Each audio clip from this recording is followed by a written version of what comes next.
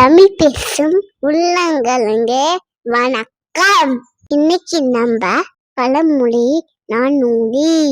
விளக்கு விலை கொடுத்து கோடல் விளக்கு துளக்கம் என்று அனைத்தும் தூக்கி விளக்கு மருள்படுவதாயின் மலைநாட என்னை பொருள் கொடுத்து கொள்ளார் இருள். இந்த பாட்டோட விளக்கம் என்னன்னு பார்த்தீங்கன்னா, விளக்கு ஒன்று நம்ம விலை கொடுத்து வாங்குகிறோம் அப்படின்னா அது எதுக்காக இருக்கும் அப்படின்னு பார்த்தீங்கன்னா, ஒரு இருட்டில் இருக்க பொருளை வெளிச்சத்தை கொண்டு வரதுக்காகவும் அந்த பொருளை தெளிவாக பார்க்கறதுக்காகவும் தான் இருக்கணும். அதுபோல் நம்ம விளக்கை வாங்கி அதில் எண்ணெயை விட்டு பற்ற வச்சதுக்கு அப்புறமும் கூட அந்த பொருள் சரியாக தெரியல அப்படின்னா அந்த விளக்கை வாங்கி என்ன பிரயோஜனம்?